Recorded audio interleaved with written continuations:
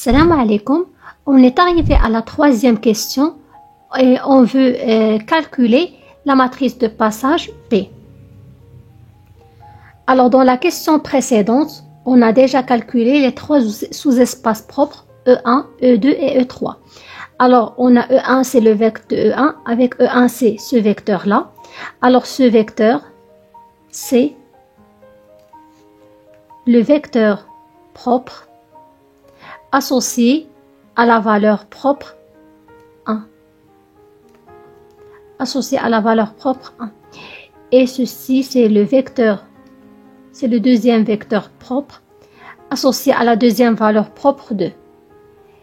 Et le troisième vecteur, c'est le vecteur propre qui est associé à la valeur lambda égale à moins 4.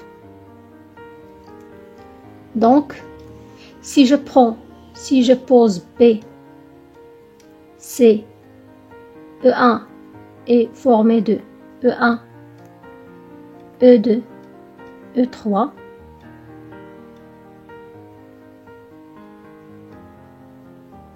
alors B est une base formée des vecteurs propres E1, E2, E3.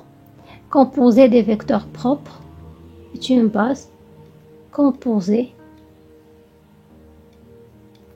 des vecteurs propres. On veut calculer la matrice de passage P. Alors la matrice de passage P est formée de vecteurs propres tels que E1 c'est la première colonne, E2 c'est la deuxième colonne et E3 est la troisième colonne. Et ainsi, c'est-à-dire ici on a 1, 4, 3, moins 2 et 2, moins 3.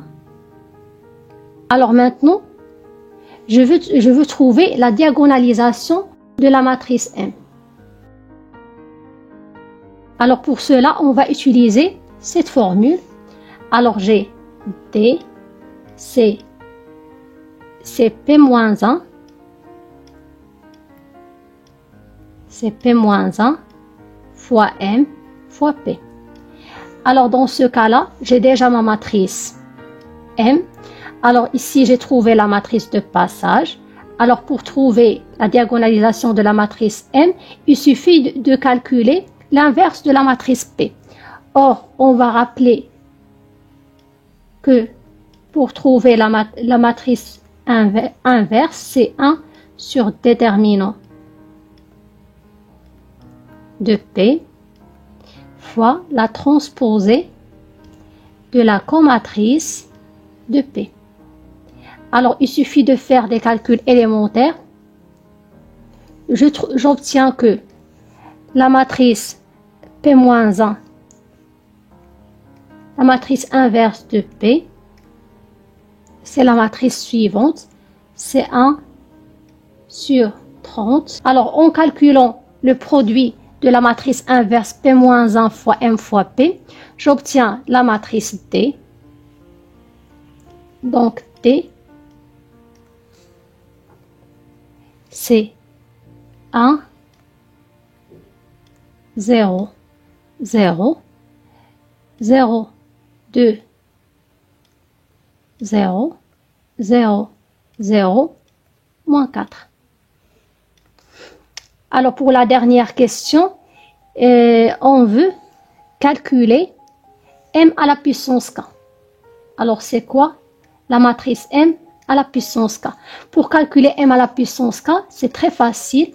Alors on a d'avance, alors on a D, c'est le produit de P-1 fois M fois P.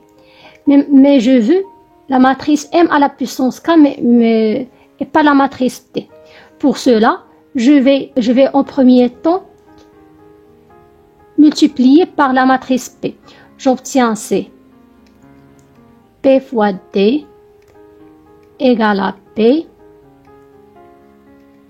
fois P-1 fois M fois P. Alors j'obtiens ici c'est l'identité. Donc, identité de M3 de R, il me reste M fois P.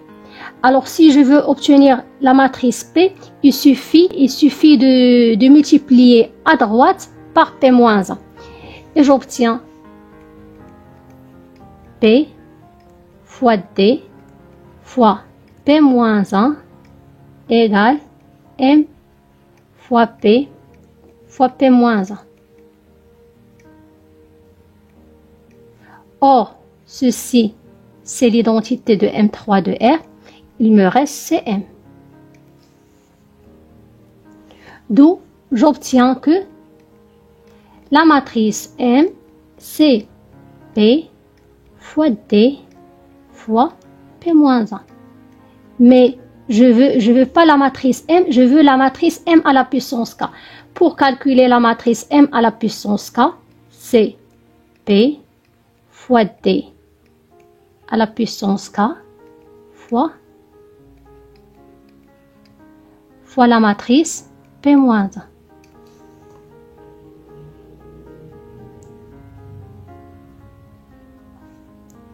Or, on sait une propriété qui est très pratique. Alors, si j'ai une matrice qui est diagonale, qui s'écrit sous la forme, par exemple, c'est alpha 1, alpha 2, jusqu'à alpha n, ici j'ai des zéros. Alors, si je veux calculer la puissance de cette matrice, t à la puissance k, alors il suffit de mettre la puissance dans chaque élément qui se situe à la diagonale. C'est-à-dire, c'est alpha à la puissance k, alpha 2 à la puissance k et alpha n à la puissance k. On peut s'amuser pour démontrer cette propriété par récurrence, c'est très facile. Alors, pour calculer m à la puissance k, il faut calculer d à la puissance k. Alors, j'ai déjà D, la matrice D, c'est la matrice. Alors, on va utiliser cette propriété. D'où, si je veux calculer D à la puissance k, il suffit de mettre à la puissance k sur chaque élément qui se situe dans la diagonale. 1 à la puissance k, c'est 1. Ici, j'ai 2 à la puissance k. Ici, j'ai moins 4 à la puissance k. Et je termine par des zéros.